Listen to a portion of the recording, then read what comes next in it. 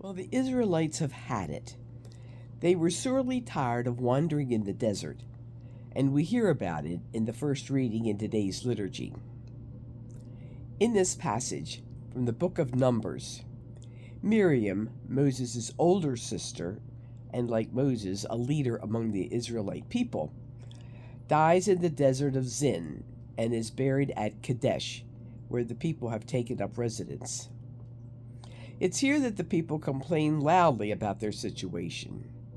Wasn't it better in Egypt? At least there they had food and water. But here in the desert they experience hunger and thirst. What are they to do? Moses and Aaron go to the meeting tent and prostrate themselves. God appears to them and tells Moses to take his staff and with Aaron to order the rock to yield its waters. The brothers go to the rock, and Moses strikes the rock 2 times, and water gushes out of the rock so the people can slake their thirst and their cattle drink. The next word that God speaks to Moses and Aaron is a word of condemnation. Because you were not faithful to me in showing forth my sanctity before the children of Israel, you shall not lead them into the land that I will give them. Thus Moses and his siblings Miriam and Aaron will not cross over into the promised land. The whole generation of the people led into and through the desert by the hand of God had to pass away before the land planned for them could be occupied.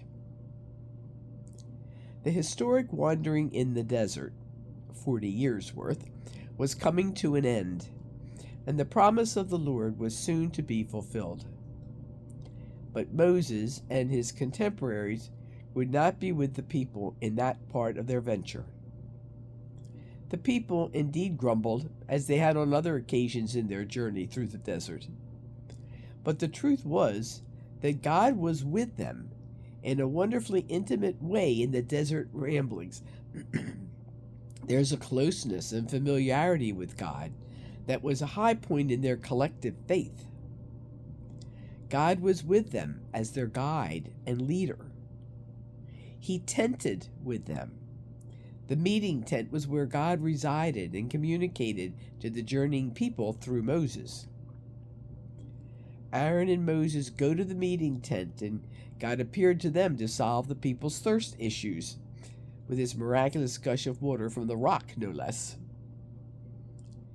It makes me consider, how is God present to me? Where or how is God tenting with me today?